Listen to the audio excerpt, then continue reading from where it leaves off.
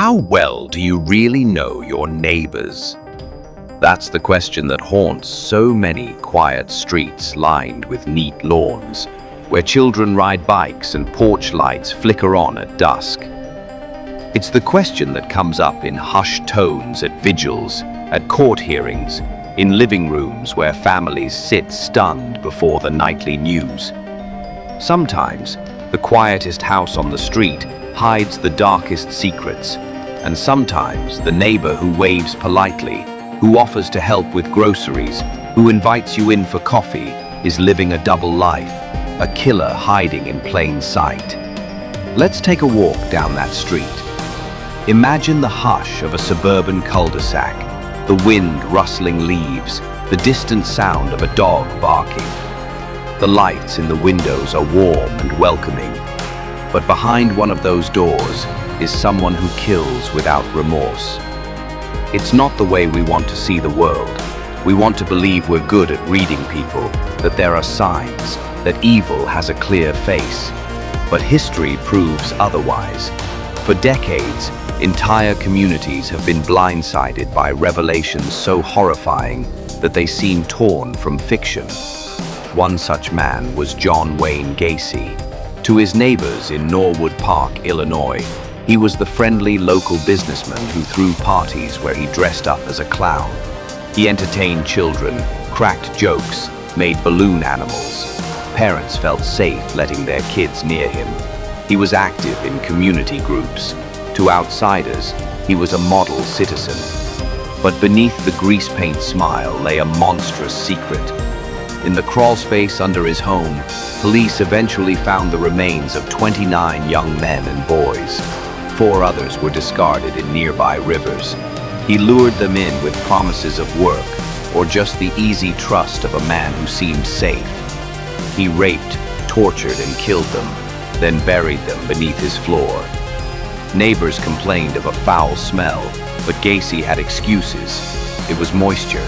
It was mildew. He stayed calm, even helpful, when police first questioned him.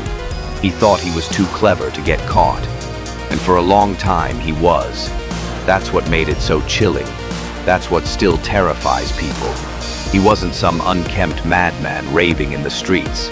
He was the clown you hired for your kid's birthday. Years after his arrest and execution, people still remember the street where he lived. Visitors come by to stare at the empty lot where the house was demolished. They try to imagine the horror that happened there. But what truly unsettles them is the ordinariness of it all. The idea that they might not have seen the danger even if they'd lived next door. Of course, he's not the only one. Dennis Rader lived in Wichita, Kansas, church president, compliance officer for the city. He handed out citations to neighbors for their lawns or trash. He was respected, even a little feared, but no one thought he was a serial killer. Yet for decades, he was the BTK killer. Bind, torture, kill. He stalked families, broke into their homes, and methodically ended their lives in the most personal, terrifying ways imaginable. He played with the police and media, sending taunting letters in a flat, matter-of-fact tone. When he stopped for years, people thought the killer must have died or been jailed for something else. Meanwhile, Dennis Rader led his quiet suburban life.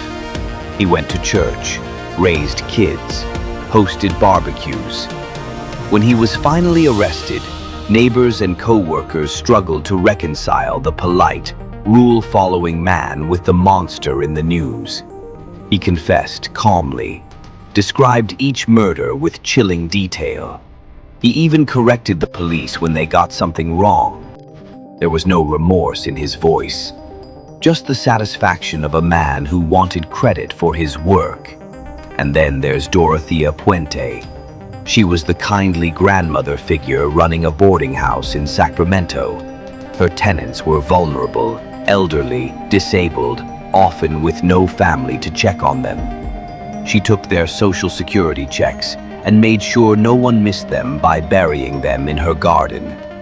Neighbors thought she was a sweet old woman. She wore tidy dresses, had her hair done neatly. She even donated to local charities. When the bodies were exhumed, the community recoiled in horror. But the hardest thing to accept was that there had been no obvious signs. She'd smiled at them in passing, wished them good morning. We want to believe we'd see it coming, that there's something in the eyes or the voice. But killers can be meticulous, patient, charming. They watch and learn how to appear harmless. Think of the people you greet every day, the ones who wave from their driveways, the coworker who seems just a little too quiet, the neighbor whose curtains are always drawn. We tell ourselves these thoughts are paranoid. We want to trust, and most of the time we should. But there have been enough cases to justify a flicker of doubt. Take Herb Baumeister, wealthy businessman in Indiana. He ran a popular chain of thrift stores, lived on a sprawling property with his wife and kids. He seemed like the American dream made real, but men kept disappearing from local gay bars. Bodies turned up in shallow graves on his land. His own son found bones in the woods behind their home. When police closed in, Baumeister fled to Canada and killed himself, leaving his family to grapple with the truth. Imagine being that family. Or those neighbors who joked about the weird yard decorations, not knowing they hid graves. Or think of Robert Hansen in Alaska. He ran a bakery. He was polite, unassuming, even shy. But he hunted women like game in the frozen wilderness. He'd kidnap them, fly them into remote areas, and turn them loose before hunting them with a rifle. His customers would have sworn he was harmless. These aren't the outliers we want them to be. For every unhinged drifter that frightens us on the street, there's a mild-mannered neighbor quietly planning horror. Even Ted Bundy, the textbook example, was charming and helpful. He worked at a crisis hotline. He helped find lost kids. He smiled easily, spoke well, made people trust him. Even those who survived his attacks remembered his polite voice. It's the ordinariness that keeps us up at night. Communities still struggle with these questions. How do you stay safe without turning paranoid? How do you help your neighbors without opening yourself to danger? Is there a way to truly know the person living next door? Law enforcement tells people to watch for small signs, unexplained absences, strange odors, obsessive secrecy about property, unusual interest in vulnerable people. But these signs are often subtle or brushed off. After all, who wants to be the neighbor who calls the police because someone's yard smells funny? And even when people notice, they hesitate. They don't want to seem rude or paranoid or accusatory. Serial killers know this. They rely on it. But vigilance can save lives. Neighbors who spoke up, who insisted something felt wrong, have solved cases. One determined cop who refused to dismiss a hunch can bring a monster to justice. There's a reason the phrase, "he was so quiet, kept to himself," is so common in news reports. People rationalize. They don't want to believe. And sometimes, they're right not to. Most quiet neighbors are harmless. Most grumpy old men aren't hiding bodies in the yard. Most people are exactly what they seem. But the truth that true crime reveals, again and again, is that you only need to be wrong once. So we tell these stories. We don't do it to frighten people into barricading their doors or to sow suspicion in every friendly smile.